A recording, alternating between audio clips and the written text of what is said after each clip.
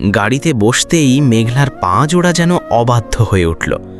নিজের অজান্তেই এক অদ্ভুত কাঁপুনি আষ্টে পিষ্টে ধরেছে মেঘলাকে। কোনোভাবেই সে নিজেকে সামলাতে পারছে না। এক অজানা অস্থিরতা তার শরীরের প্রতিটি কোষে ছড়িয়ে পড়ছে। অন্যদিকে শ্রাবণ স্থির হয়ে আছে, কিন্তু তার দৃষ্টি তীরের মতো মেঘলার ওপর নিবদ্ধ।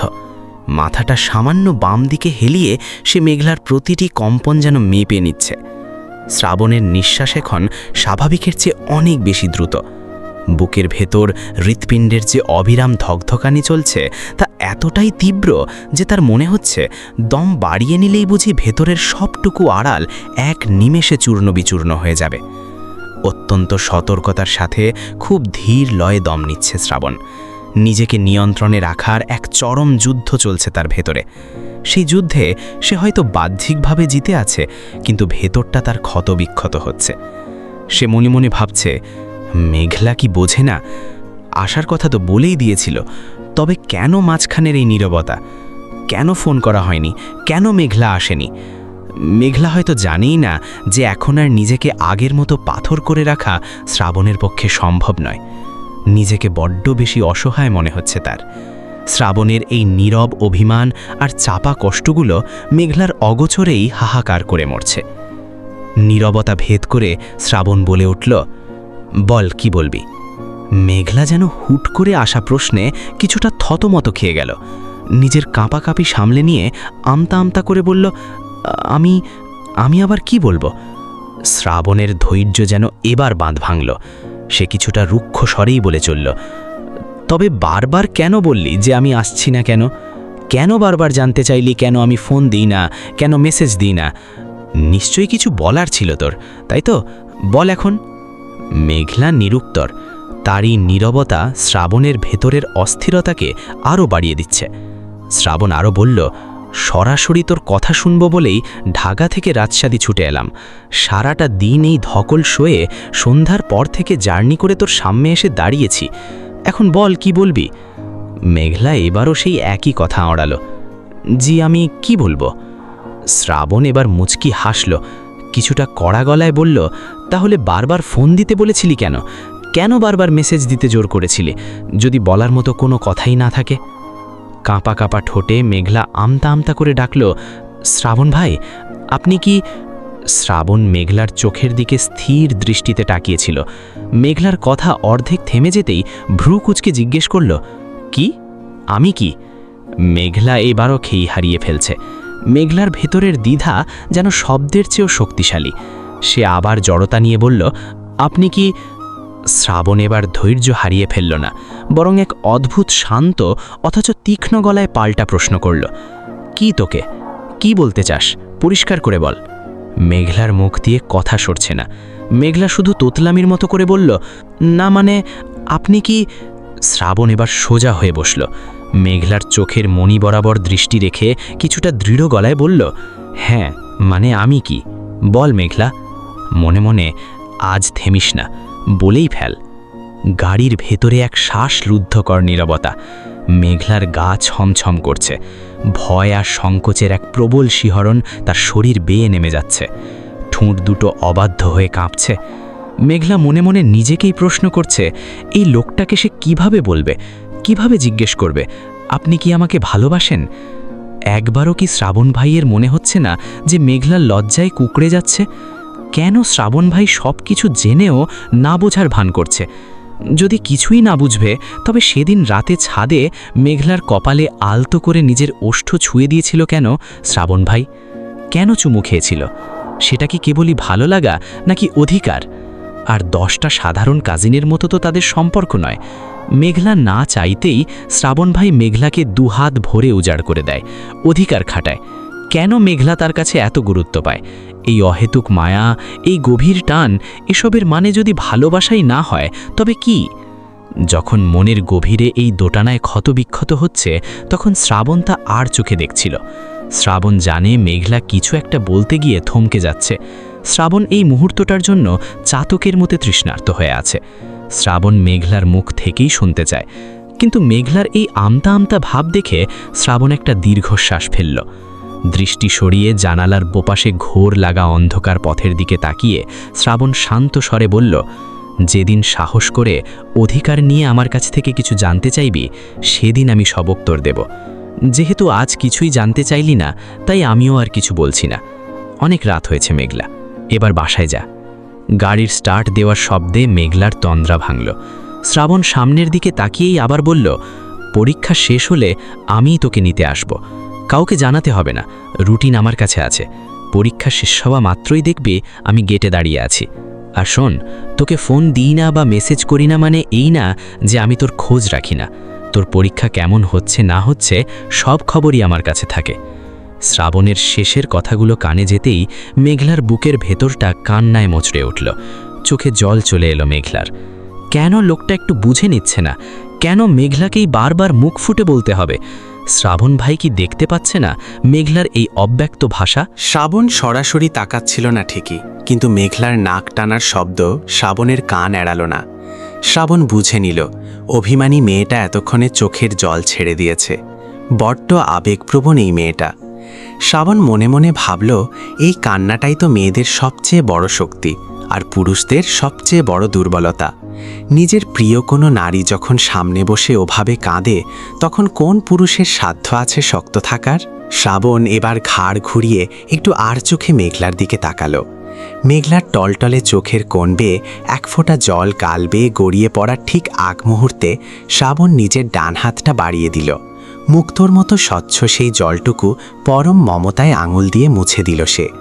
মেঘলা তখনও অপরাধীর মতো মাথা নিচু করে আছে। মেঘলার এই থমথমে মুখটা দেখে শ্রাবণের বুকের ভেতরটা মায়ায় ভরে উঠল, মুচড়ে উঠল। হুট করেই শ্রাবণ একটু নড়ে চড়ে বসল।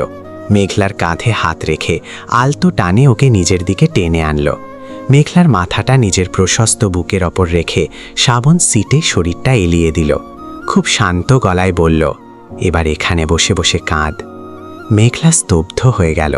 শ্রাবণের মাথায় হাত রেখে আবার বলল, 1 ঘন্টা সময় দিলাম তোকে, মন ভরে কাঁদিস। বুক পেতে দিলাম, চোখের পানি আর নাকের পানি এক করে দিস, তাতে আমার কোনো আপত্তি নেই। আমি বরং একটু চোখ বুঝি, আমার ভীষণ ঘুম পেয়েছে। বলেই শ্রাবণ চোখ দুটো বন্ধ করে ফেলল। আসলে শ্রাবণ আজ অনুভব করতে চাইছে, এই মেয়েটি যখন ওর প্রতি পাহাড় সমান অভিযোগ নিয়ে ওর বুকেই আছড়ে পড়ে কাঁদবে, তখন সেই অনুভূতিটা কেমন হয়। শ্রাবণ শুনতে চাইছিল মেঘলার হৃদস্পন্দনের সেই দ্রুত তাল, যা ঠিক শ্রাবণের নিজের হৃদস্পন্দনের মতোই অবাধ্য। শ্রাবণের প্রশস্ত বুকে মাথাটা রাখতেই মেঘলার মনের সব মেঘ যেন এক নিমিষে কেটে গেল। এক অদ্ভুত প্রশান্তি আর শিহরণে মেঘলার শরীর রিরি করে উঠল। শুরুতে কিছুটা আড়ষ্ট হয়ে থাকলেও পরক্ষণেই সব দ্বিধা ছেড়ে ফেলে মেঘলা নিজের শরীরের সমস্ত ভার সঁপে দিল শ্রাবণের বুকের ওপর। চোখ বন্ধ থাকা অবস্থাতেই শ্রাবণ বুঝতে পারল অবাধ্য মেয়েটা শেষ পর্যন্ত নিজের জেদ ছেড়ে বুকের আশ্রয় ধরা দিয়েছে। শ্রাবণের ঠোঁটের কোণে এক চিলতে জয়ের হাসি ফুটে উঠল। সারাদিনের ধকলে শ্রাবণ সত্যিই ভীষণ ক্লান্ত ছিল। নিঃশ্বাস ক্রমশ ভারী হয়ে এলো শ্রাবণের, আর অল্প কিছুক্ষণের মধ্যেই শ্রাবণ গভীর ঘুমে তলিয়ে গেল। কিন্তু মেঘলার চোখে ঘুম কোথায়? মেঘলা শ্রাবণের বুকের প্রতিটি স্পন্দন গুনছে। সেই ধুকপুকানির শব্দে যেন এক অলিখিত সুর আছে। যখন হাত নাড়তে লাগলো শ্রাবণের মুখের ওপর, নিশ্চিত হলো যে শ্রাবণ ভাই সত্যিই ঘুমিয়ে পড়েছে, তখন মেঘলার মনের সুপ্ত সাহসটুকু ডানা মেলল। মেঘলা আলতো করে মাথা তুলে শ্রাবণের মুখের দিকে তাকালো। 3-4 দিনের না কাটা খোঁচা খোঁচা দাড়ি আর গোফের রেখা স্পষ্ট হয়ে আছে।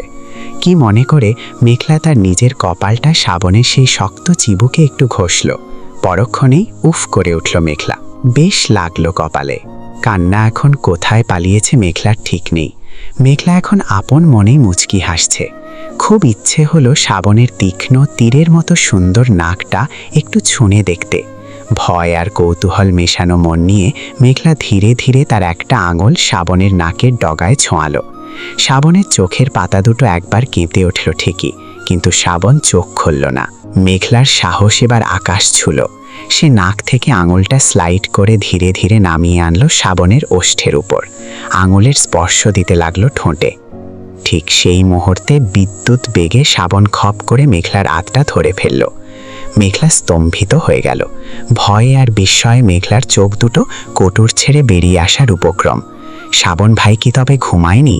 নিজের নির্লজ্জতায় মেঘলার এখন নিজেকেই শাসন করতে ইচ্ছে করছে। শ্রাবণ কিন্তু তখনও চোখ খোলেনি, শুধু মেঘলার হাতটা নিজের শক্ত মুঠোয় পুড়ে রেখেছে। এক দীর্ঘ শ্বাস ছেড়ে শ্রাবণ বিড়বিড় করে বলল, কেন জ্বালাচ্ছিস মেঘ? কেন শুধু শুধু আমার ধৈর্যের পরীক্ষা নিচ্ছিস? মেঘলা নিথর হয়ে রইল। শ্রাবণ এবার ধীরে ধীরে চোখ মেলল। সেই চোখে ঘুম নেই, আছে এক ঘোর লাগা তীব্র দৃষ্টি। সে মেঘলার কাঁপতে থাকা হাতের দিকে তাকিয়ে শান্ত অথচ গম্ভীর স্বরে বলল, এভাবে কাঁপা কাঁপা হাতে ছুঁয়ে দিলি কেন? আমি যদি তোকে ছুঁয়ে দিই, তুই কি সেই স্পর্শ সহ্য করতে পারবি? আমার হাত একটুও কাঁপবে না। শ্রাবণ মেঘলার হাতের প্রতিটি কম্পন অনুভব করতে পারছে। গাড়ির সেই স্বল্প আলোয় মেঘলার মুখটা তখন লজ্জায় আর ভয়ে রক্তবর্ণ ধারণ করেছে। শ্রাবণের আকাশের মতো মেঘলার মনটাও যেন আর চঞ্চল। তার নরম তুলতুলে হাতটি শ্রাবণের শক্ত মুঠো থেকে বেরিয়ে আসার জন্য ছটপট করছে, কিন্তু শ্রাবণ ছাড়ার কাত্র নয়। শ্রাবণ বরং হাতের বাঁধন আরও দৃঢ় করে সিটটাতে আরাম করে হেলান দিয়ে বসল। বাইরের নিস্তব্ধ আকাশের দিকে তাকিয়ে শ্রাবণ যেন এক ঘোরের মধ্যে হারিয়ে গেল। নিস্তব্ধতা ভেঙে শ্রাবণ খুব নিচু স্বরে ডাকল, মেঘ। মেঘ আবেশ জড়ানো কণ্ঠে উত্তর দিল, শ্রাবণ কি যেন একটা বলতে গিয়েও থমকে গেল। মৃদু হেসে বলল, না কিছু না। কিন্তু মেঘলা নাছোড় বান্ধা। মেঘলা বুঝতে পারল শ্রাবণের মনে কোনো কথা চলছে যা শুনতে হবে। তাই কৌতূহলী হয়ে আবার জিজ্ঞেস করল, কি বলতে চেয়েছিলেন শ্রাবণ ভাই, বলুন না। শ্রাবণ এবার মেঘলার চোখের দিকে গভীর দৃষ্টিতে তাকালো। সেই চোখে এক অদ্ভুত নেশা। সে ধরা গলায় বলল, তোর মাথাটা যখন আমার এই বুকের ওপর ছিল, ঠিক তখন থেকেই আমার মনটা ভীষণ লোভী হয়ে উঠেছে মেঘ। মেঘলা বড় বড় চোখ করে চাইল। এই লোভ শব্দটার অর্থ তার সহজ সরল মনে ঠিক ধরা দিল না। সে অবুঝের মতো প্রশ্ন করল, মানে কিসের লোভ?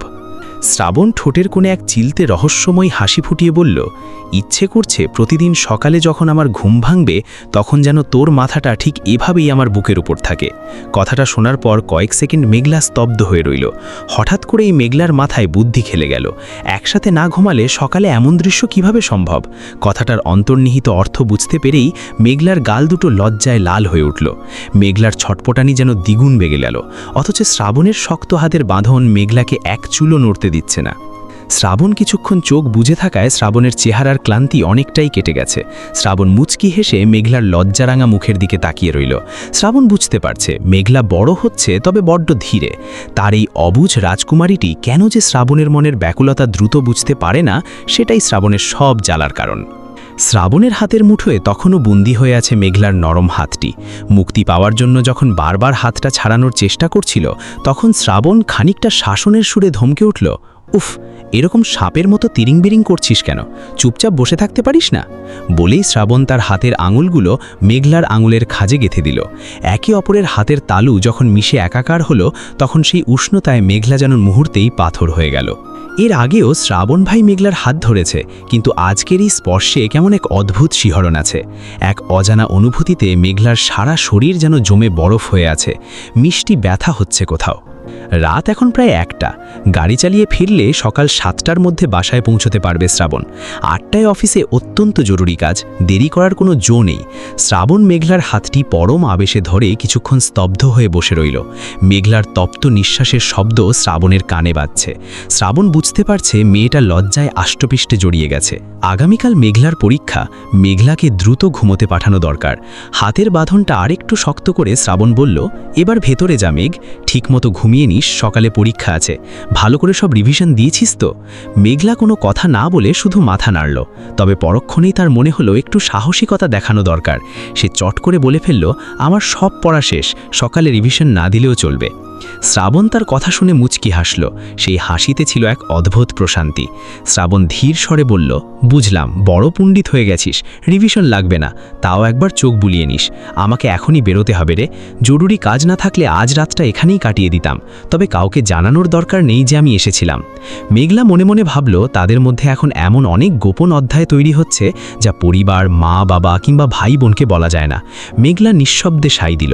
শ্রাবণ হঠাৎ মেঘলার খুব কাছে এসে ফিসফিস করে জিজ্ঞেস করলো, আচ্ছা তুই কখনো জানতে চাও না কেন আমি কাউকে না জানিয়ে এভাবে চুপি চুপি তোকে দেখতে আসি? মেঘলা কি বলবে? সে তো জানে শ্রাবণ ভাই কেন আসে, কার টানে আসে। এই সত্যটা তো দিনের আলোর মতো স্পষ্ট, তাই মেঘলা নিরুত্তর রইল। শ্রাবণ এবার ঘোর লাগা কণ্ঠে মেঘলার চোখের দিকে তাকিয়ে বলল, তোর এই লাজ পাওয়া দেখলে আর যেতে ইচ্ছে করে না মেঘ। ভীষণ ইচ্ছে করে সব ছেড়ে এখানেই থেকে যাই, রাতটা থেমে যাক, সকাল না আসুক। কথাটা শুনে মেঘলা যেন এক গভীর লজ্জার সাগরে ডুবে গেল। মেঘলার মনে হলো পৃথিবীটা যদি এখনই থমকে যেত। উফ, মেঘলা আর তাকাতে পারল না। লজ্জায় আড়ষ্ট হয়ে চোখ দুটো শক্ত করে বন্ধ করে ফেলল। সেই অন্ধকারেই মেঘলা অনুভব করতে লাগল শ্রাবণের উপস্থিতির তীব্র মাদকতা। মেঘলার মায়াবী সান্নিধ্যে আর কিছুক্ষণ কাটিয়ে অবশেষে মেঘলাকে বিদায় জানালো শ্রাবণ। গাড়ির ইঞ্জিনে স্টার্ট দিতেই এক অদ্ভুত প্রশান্তি তাকে ঘিরে ধরল। একটু আগে যে শরীরটা ক্লান্তিতে ভেঙে আসছিল, এখন সেখানে রাজ্যের সতেজতা। মেঘলার চঞ্চলতা আর সেই লজ্জা রাঙানো মুখটা যেন শ্রাবণের সব ক্লান্তি হরণ করে নিয়েছে। নির্জন পথে গাড়িটা কিছুটা এগোতেই ঝমঝম করে বেজে উঠল শ্রাবণের ফোন। স্ক্রিনে তাকিয়ে দেখল সিয়াম। শ্রাবণ কিছুটা অবাক হয়ে রাস্তার একপাশে গাড়ি থামালো। ফোন রিসিভ করতেই ওপাশ থেকে সিয়ামের কণ্ঠ ভেসে এলো, রাত তো অনেক হলো ভাইয়া, থেকে গেলেই পারতেন, এত রাতে একা ড্রাইভ করে যাবেন? শ্রাবণ মুহূর্তেই বুঝতে পারল তার মেঘলা আর তার এই গোপন অভিসার স্রেফ তাদের দুজনের মধ্যে সীমাবদ্ধ নেই। তাদের এই নীরব প্রণয়টুকু দেখে ফেলেছে ছোট ভাই সিয়াম। শ্রাবণ নিজেকে সামলে স্বাভাবিক স্বরে বলল, না রে, সকালে অফিসে জরুরি কাজ, না ফিরলে চলবে না, সেজন্যই ভেতরে আর ঢুকলাম না। সিয়াম একটু হেসেই বলল, তা তো বুঝলাম, কিন্তু এত রাতে আসার কি প্রয়োজন ছিল? কাল কাজ শেষ করে এলেই তো হতো। শ্রাবণ কিছু মুহূর্ত চুপ করে রইল, তারপর এক মৃদু হাসি ঠোঁটে ঝুলিয়ে বলল, প্রয়োজন ছিল? তোর বোন তো নবাবের বেটি, আমি মেসেজ দিইনি বলে ভেবে বসে আছে আমি তার পরীক্ষার কোনো খোঁজ খবর রাখছি না, তোদের সবাইকে ভুলে গেছি। ও যেন ভুল না ভাবে সেজন্যই আসা। সিয়াম ওপাশ থেকে মুচকি হাসল, একটু মজা করে বলল, বাহ, তাহলে আমার বোন কি আসলেই নবাবের বেটি? শ্রাবণ এবার হেসে ফেলে সংশোধন করে দিল, না, ভুল বলেছি, নবাবের বেটি না, ও হলো নবাবের বউ। কথাটি বলেই গম্ভীর হয়ে বলল, শোন সিয়াম, আমি যে এসেছিলাম এটা বাড়িতে কাউকে বলার দরকার নেই, বিশেষ করে মেঘলা যেন না জানে যে তুই দেখে ফেলেছিস, তাহলে ও খুব লজ্জা পাবে। সিয়াম আশ্বস্ত করে বলল, ভাইয়া বলতে হবে না, আপনার সম্মান মানে তো আমারও সম্মান, এইটুকু আক্কেল জ্ঞান আমার হয়েছে। আপনি সাবধানে চালাবেন গাড়ি। ঠিক আছে, গুড নাইট, ঘুমিয়ে পড় এখন, ওর পরীক্ষা শেষ হলে আমিই নিতে আসব, বলেই শ্রাবণ ফোনটা রাখল। রাতের অন্ধকার ছিঁড়ে শ্রাবণের গাড়ি দ্রুত গতিতে এগিয়ে চলল। তার ঠোঁটের কোণে তখনও সেই তৃপ্তির হাসি, যে হাসিতে মিশে আছে মেঘলার প্রতি গভীর অধিকারবোধ। শ্রাবণের সঙ্গে কথা শেষ করে সিয়াম ফোনটা হাতে নিয়ে কিছুক্ষণ স্তব্ধ হয়ে বসে রইল। চারপাশ নিঝুম, শুধু রাতের ঝিঝি পোকার ডাক। হঠাৎ সিয়ামের মনে হলো, ঘুম যখন ভেঙেই গেছে তখন কি একবার লামিয়াকে ফোন করা যায়? মনের এক কোণে দ্বিধা থাকলেও পরক্ষণেই ভাবল, দেখাই যাক না লামিয়া কি জেগে আছে কিনা। যেমন ভাবা তেমন কাজ। সিয়াম লামিয়ার নম্বরে ডায়াল করল। ফোনের ওপাশে রিং হচ্ছে, 1 2 3। সিয়াম যখন ভাবল হয়তো গভীর ঘুমে আচ্ছন্ন হয়ে আছে, ফোনটা কেটে দেওয়াই বুদ্ধিমানের কাজ হবে, ঠিক তখনই ওপাশ থেকে কলটা রিসিভ হলো। লামিয়া ফোন ধরে কিছুটা অবাক ও চিন্তিত গলায় বলল, হ্যালো, কিছু হয়েছে? এত রাতে হুট করে ফোন করলে যে? সিয়াম খানিকটা অপ্রস্তুত হয়ে আমতা আমতা করে বলল, না না, তেমন কিছু হয়নি, আসলে হঠাৎ ঘুমটা ভেঙে গেল, তাই ভাবলাম তোকে একটা ফোন দিই। কি করছিলি? লামিয়া ওপাশ থেকে মৃদু হাসল। সেই হাসির শব্দে যেন রাতের স্তব্ধতা আরও মধুর হয়ে উঠল। সে আদুরে স্বরে বলল, এত রাতে মানুষ যা করে আমিও তাই করছিলাম, ঘুমাচ্ছিলাম। সিয়াম লজ্জিত হয়ে বলল, ইস, তোর ঘুমের খুব ডিস্টার্ব করে ফেললাম তাহলে। আচ্ছা ঠিক আছে, তুই ঘুমা, আমি রাখি। কথাটা শেষ করার আগেই লামিয়া চট করে বলে উঠল, আরে না না, ফোন রেখো না, ফোন যখন করেছই তখন একটু কথা বলেই যাও, ঘুম তো তুমি অলরেডি ভেঙেই দিয়েছ, এখন আর রেখে লাভ কি? লামিয়ার এই অধিকার বোধমাখা কথাটুকু শুনে সিয়ামের ঠোঁটের কোণে হাসি ফুটে উঠল। রাতের এই নির্জন প্রহরে দুজনের মধ্যে শুরু হলো এক অঘোষিত মায়ার আদান প্রদান। 20 দিন পার হয়ে আজ মেঘলার শেষ পরীক্ষার দিন। শ্রাবণ আজ রাতেই রওনা দেবে, আর কাল সকালেই মেঘলা, সাবিহা সুলতানা এবং সিয়ামকে নিয়ে ফিরবে। সিয়াম অবশ্য কথা নড়চড় করেনি। পরীক্ষার মাঝে 4 দিনের ছুটির সুযোগে 2 দিনের জন্য ঢাকা ঘুরে গিয়েছে। নিজের ভার্সিটির অজুহাত দিলেও মূলত লামিয়ার সাথে দেখা করতেই সিয়ামের আসা। আজ মেঘলার ধর্ম পরীক্ষা। প্রস্তুতি এতই ভালো যে নতুন করে আর রিভিশন দেওয়ার প্রয়োজন বোধ করছে না সে। সব পড়া যেন মেঘলার নখদর্পণে। পরীক্ষার আগে হাতে ফোন নিয়ে মেঘলা দ্বিধায় পড়ে আছে। শ্রাবণ ভাই কড়া করে বলে দিয়েছেন পরীক্ষার মধ্যে যেন ফোন না দেয়, তাই এতগুলো দিন মেঘলা নিজেকে সামলে রেখেছিল। কিন্তু আজ শেষ দিন বলে মন আর মানছে না।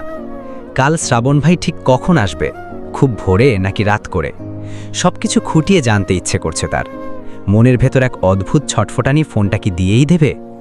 মনের ভেতর দ্বিধা, ভয় আর লজ্জা সব মিলিয়ে এক অস্থিরতা কাজ করছিল মেঘলার। শেষমেশ সেই দ্বিধা কাটিয়ে শ্রাবণ ভাইয়ের নাম্বারে ডায়াল করেই ফেলল মেঘলা। 2-3 বার রিং হতেই ওপাশ থেকে শ্রাবণ ফোন ধরল। মেঘলা কিছু বলার আগেই শ্রাবণের ঘুম জড়ানো কণ্ঠ ভেসে এলো, হ্যালো মেঘ, এত রাতে তুই জেগে আছিস কেন? প্রিয় এই কণ্ঠস্বর শুনে মেঘলার হৃৎপিণ্ড যেন এক মুহূর্তের জন্য থমকে গেল। কত দিন পর শুনল এই আওয়াজ, কিন্তু শ্রাবণ ভাই ঘুমাচ্ছিলেন ভেবে মেঘলা খানিকটা অপরাধ বোধে ভুগল। মেঘ আমতা আমতা করে বলল, ঠিক আছে শ্রাবণ ভাই, আপনি ঘুমান, আমি ফোন রাখছি। শ্রাবণ নরম স্বরে বলল, রাখতে হবে না, ঘুম তো ভেঙেই গেছে, সারাদিন খুব ধকল গিয়েছে তো, তাই বিছানায় শোয়ার সাথে সাথেই চোখ লেগে এসেছিল। মেঘলা ওপাশে চুপ করে রইল। শ্রাবণ ঠিকই বুঝতে পারছে মেঘলার মনের অবস্থা। দীর্ঘ প্রতীক্ষার পর মেঘলা জানতে চায় শ্রাবণ কখন আসবে। শ্রাবণ নিজেই বলল, আগামীকাল সন্ধ্যায় রওনা দেব, রাতটা থেকে পরদিন সকালে তোদের নিয়ে ঢাকা ফিরব। কাল সারাদিন কিছু জরুরি কাজ আছে, নইলে সকালেই বেরিয়ে পড়তাম। মেঘলা শুধু বলল, ঠিক আছে। শ্রাবণ জিজ্ঞেস করল, আর কিছু বলবি? মেঘলা না বললেও শ্রাবণ কিছুক্ষণ চুপ থেকে আবার বলল, পড়া সব শেষ তো, সব ঠিকঠাক গুছিয়ে নিয়েছিস? মেঘলা জানালো যে কাল ধর্ম পরীক্ষা, ওর সব পড়া শেষ। শ্রাবণ পরামর্শ দিল, তাও কাল সকালে ঘুম থেকে উঠে একবার চোখ বুলিয়ে নিস। কথা শেষে শ্রাবণ বলল, এখন তাহলে ঘুমিয়ে পড়, সকালে পরীক্ষা আছে, আর রাত জাগিস না। মেঘলার মনে যেন এক প্রশান্তি নেমে এলো। কাল শ্রাবণ ভাই আসছেন এই খবরটুকুই মেঘলার ঘুমের জন্য যথেষ্ট ছিল। ফোন রেখে মেঘলা যখন ঘুমানোর প্রস্তুতি নিচ্ছে, ঠিক তখনই মোবাইলের স্ক্রিনটা জ্বলে উঠল। একটি মেসেজ এসেছে। স্ক্রিনের দিকে তাকাতেই মেঘলার ঠোঁটের কোণে এক চিলতে মিষ্টি হাসি ফুটে উঠল। শ্রাবণ লিখেছে, গুড নাইট মেঘ। পরদিন পরীক্ষা দিয়ে ফিরতে ফিরতে মেঘলার দুপুর 2টো বেজে গেল। গোসল আর খাওয়া সেরে মেঘলা লম্বা একটা ঘুম দিল, কারণ মেঘলা জানে আজ রাতে শ্রাবণ ভাই আসবে। তখন তো আর কেউ ঘুমাতে চাইবে না, অনেক রাত অবধি গল্প চলবে, তাই আগেভাগেই ঘুমটা পুষিয়ে নিল সে। সন্ধ্যা হতেই সাবিহা সুলতানা তাড়া দিল, নিজেদের সব কাপড় চোপড় আর প্রয়োজনীয় জিনিস গুছিয়ে রাখ, সকালে যেন কোনো ঝামেলা না হয়, আমরা কিন্তু ভোরেই বেরিয়ে পড়ব। ঘুম থেকে ওঠার পর মেঘলার মাথাটা যেন একটু ঝিমঝিম করছিল। মেঘলা মায়ের কাছে গিয়ে আবদার করল, মা একটু তেল দিয়ে দাও তো। সাবিহা সুলতানা সজিজ্ঞেস করলেন, কেন, মাথা ব্যথা করছে? মেঘলা বলল, না ঠিক ব্যথা না, কেমন যেন লাগছে, একটু তেল মালিশ করে দিলে ভালো লাগবে। সাবিহা সুলতানা পরম মমতায় বাটিতে জবা কুসুম তেল নিয়ে মেয়ের চুলে বিলি কেটে দিতে লাগলেন। আরাম পেতে পেতে মেঘলা অনমনেই বলল, তোমার হাতে জাদু আছে। সাবিহা সুলতানা জানতে চাইলেন, শ্রাবণ কখন আসবে? মেঘলা বলে ফেলল, ওনার তো সন্ধ্যায় রওনা দেওয়ার কথা, পৌঁছতে পৌঁছতে রাত হবে। সাবিহা সুলতানা মেয়ের কথা শুনে মুচকি হাসলেন। তিনি বুঝলেন আর কারো সাথে কথা না হলেও মেঘলার সাথে শ্রাবণের যোগাযোগ ঠিকই হয়েছে, কারণ শ্রাবণ কখন আসবে সেটা এখনও তাকে কেউ জানায়নি। তিনি শুধু জানতেন শ্রাবণ আজ নিতে আসবে। ঠিক এমন সময় বাড়ির বাইরে পরিচিত গাড়ির হর্নের শব্দ শোনা গেল। মা মেয়ে দুজনেই অবাক, এ সময় তো শ্রাবণ ছাড়া আর কারও আসার কথা নয়। মেঘলা এক দৌড়ে গেটের কাছে গিয়ে দেখল সত্যি শ্রাবণ ভাই চলে এসেছে। ঘড়িতে তখন মাত্র সন্ধে 6টা। মেঘলা অবাক হয়ে বলল, শ্রাবণ ভাই আপনি এখন? গাড়ি থেকে নামতে নামতে শ্রাবণ হাসি মুখে বলল, বিকেলের কাজটা সময় পরিবর্তন হয়ে গেল, তাই ভাবলাম মিছি সময় নষ্ট না করে আগেই রওনা দেই। মেঘলার চোখে মুখে খুশির ঝিলিক খেলে গেল। পেছনে এসে দাঁড়ালেন সাবিহা সুলতানা। তিনি বললেন, তোমার তো রাতে আসার কথা বাবা, এত তাড়াতাড়ি চলে এলে কেমন? শ্রাবণ উত্তর দিল, হ্যাঁ আম্মু, যে কাজটার জন্য দেরি হওয়ার কথা ছিল সেটা পিছিয়ে গেছে, তাই ভাবলাম চলে আসি। সাবিহা সুলতানা জিজ্ঞেস করলেন, সিয়াম কোথায়? মেঘলা জানালো একটু বাইরে গেছে, এখনই চলে আসবে।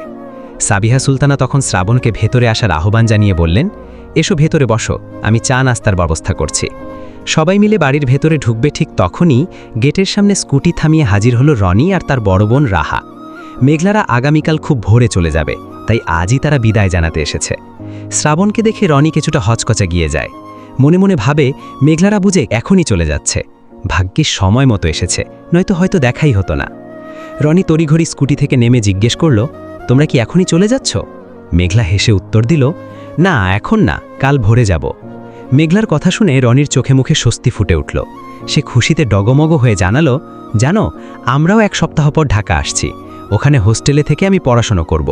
বাবা সব ব্যবস্থা করে ফেলেছেন, রেজাল্ট দিলেই কলেজে ভর্তি হব, বাকি সব মোটামুটি চূড়ান্ত। এই খবরটা শুনেই শ্রাবণের কপাল কুঁচকে গেল। এরই মধ্যে রনি এগিয়ে এসে তাকে সালাম দিয়ে শ্রাবণকে বলল, ভাইয়া কেমন আছেন? শ্রাবণ হালকা হেসে জবাব দিল, আলহামদুলিল্লাহ ভালো। তোমার পরীক্ষা কেমন হলো? রনি বেশ আত্মবিশ্বাসের সাথে জানালো, খুব ভালো হয়েছে ভাইয়া, গোল্ডেন A+ একদম নিশ্চিত। শ্রাবণ একবার মেঘলার দিকে তাকালো, আবার রনির দিকে। মনে মনে ভাবল, এই ছেলেটি গ্রামে তো ছিলই, এখন আবার শহরেও মেঘলার পিছু ছাড়বে না। শ্রাবণ কিছুটা বিরক্তি মেশানো শান্ত গলায় কপাল চুলকাতে চুলকাতে বলল, ঠিক আছে, বাইরে দাঁড়িয়ে কেন, ভেতরে এসো, ভেতরে বসে কথা বলি। সন্ধ্যা থেকে রনি, রাহা, শ্রাবণ, সিয়াম এবং মেঘলা মিলে বেশ জম্পেশ আড্ডা দিল। পুরোটা সময় রাহা বারবার আর চোখে সিয়ামের দিকে তাকাচ্ছিল, কিন্তু সিয়াম তাকে বিশেষ পাত্তা দিল না, এমনকি আলাদা কথা বলারও সুযোগ দিল না। তবে যাওয়ার সময় রাহা সুযোগ বুঝে সিয়ামের হাতে একটি চিঠি ধরিয়ে দিয়ে গেল। সিয়াম অবশ্য সেটি এখনও খুলে দেখার সময় পায়নি। পরদিন ভোরে সবাই তৈরি হয়ে গাড়ির সামনে দাঁড়ালো। শ্রাবণ সবকিছু পরীক্ষা করে সিয়ামকে বলল, সবাইকে গাড়িতে ওঠো। দীর্ঘ যাত্রা শেষে দুপুর 2টোর দিকে তারা বাড়িতে পৌঁছল।